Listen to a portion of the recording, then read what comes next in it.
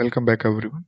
आज हम कंटिन्यू करेंगे आपकी अर्बन सेटलमेंट्स के साथ। तो लास्ट में हमने रूरल सेटलमेंट्स के बारे में जो है पढ़ा है कि इंडिया में किस टाइप की आपकी रूरल सेटलमेंट पाई जाती है। अब हम देखते हैं कि आपकी अर्बन सेटलमेंट कैसी पाई जाती है।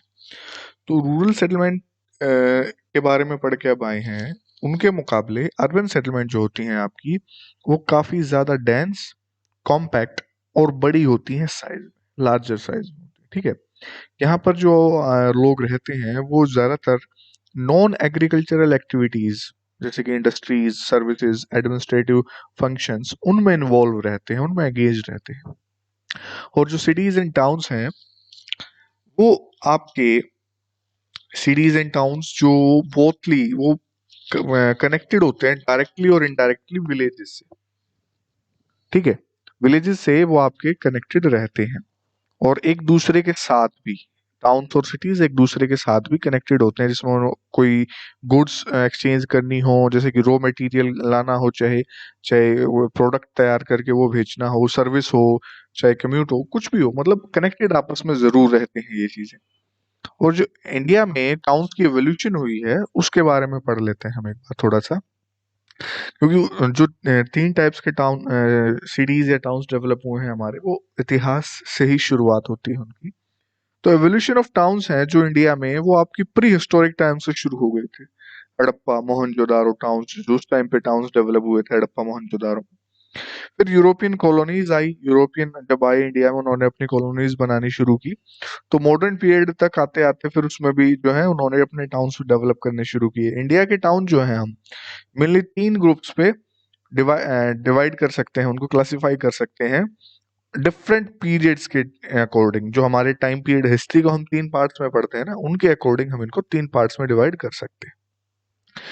तो पहला है एंशिएंट टाउन्स। एंशिएंट हिस्ट्री की जो हम पढ़ते हैं उसमें एंशिएंट टाउन्स, तो ये आपके जो है 2000 साल पहले डेवलप हुए थे, जिसमें बहुत जो राजा बहुत से राजाओं ने, अलग अलग राजाओं ने इनको डेवलप किया। और मेनली उस समय ये रिलीजियस और कल्चरल वैल्यू के अकॉर्डिंग सेंटर उनके बने रहते थे।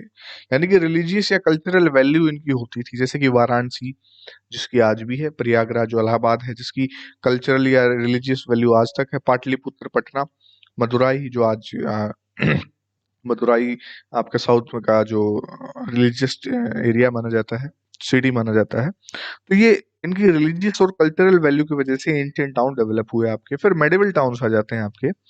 ये टाउन्स आपके डेवलप हुए एज ए हेड क्वार्टर, मतलब किसी की राजधानी के रूप में। हेडक्वार्टर में जो काम चलाए जाते थे किसी भी राजा के इस सिंहासन के, किसी भी साम्राज्य के। ठीक है, तो वो चीजें जो मिडिवल किंग्स आए आपके, सुल्तान आए इंडिया के अंदर, उनके हेडक्वार्टर्स होते थे ये शहर जो डेवलप हुए, मिडिवल टाउन्स डेवलप हुए। ये जो है लगभग 100 थे नंबर में। ठीक है, और इनके अंदर जो है नॉर्मली किले होते थे, या ये एक बात और कह सकते हैं, किले के अंदर ये शहर डेवलप होते थे। ठीक है, और जो जो एंशियंट टाउन्स के खत्म होने के बाद डेवलप हुए थे, जैसे कि दिल्ली है आपका, हैदराबाद है आपका, जयपुर है, लखनऊ है, आगरा है, नागपुर है। तो ये उस समय जो भी राजा रहे या सुल्तान रहे, उनकी ये हेडक्वार्टर रही या उनकी राजधानी रही, तब ये टाउन मेडिवल टाउन्स के रूप में डेवलप हुए थे। नेक्स्ट हमारे पास आ जाते हैं फिर मॉडर्न टाउन्स। ठीक है, अकॉर्डिंग टू द हिस्ट्री, तो ये टाउन्स आपके मेनली ब्रिटिशर्स के द्वारा और जो और दूसरे यूरोपियंस आए थे, डच, फ्रेंच, उनके द्वारा डेवलप किए गए।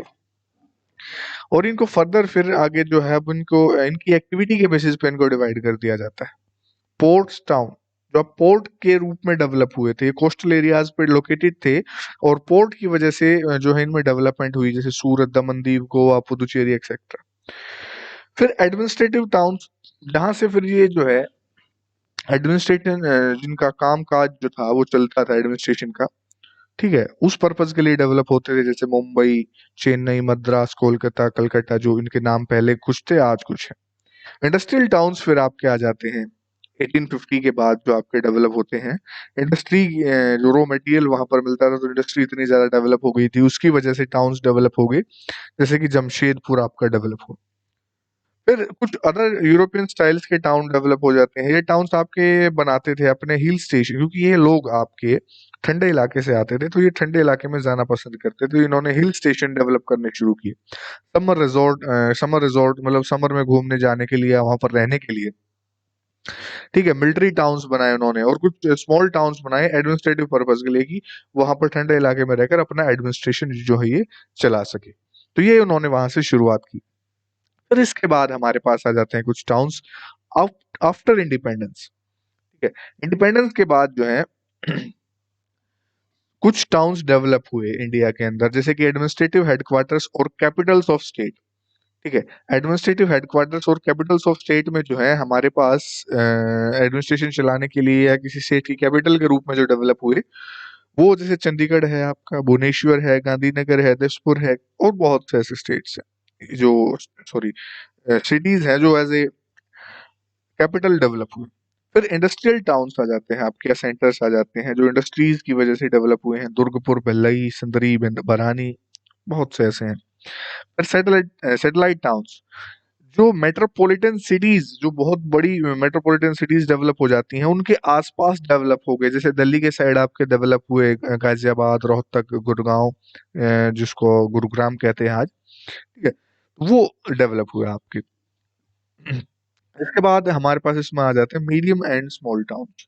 ये डेवलप्ड हुए क्योंकि इनके अंदर रूरल एरियाज के अंदर इन्वेस्टमेंट कर की जाने लगी, यानी कि इंडस्ट्रीज लगाई जाने लगी, और कुछ पैसा इन्वेस्ट किया जाने लगा बाहरी लोगों के द्वारा, जिनके पास ज्यादा पैसा था। तो उन्होंने इन छोटे एरियाज में पैसा इन्वेस्ट करना शुरू किया, और आपकी ये चीजें, ये एरियाज मीडियम और स्मॉल टाउन्स के रूप में डेवलप होना शुरू हो गए।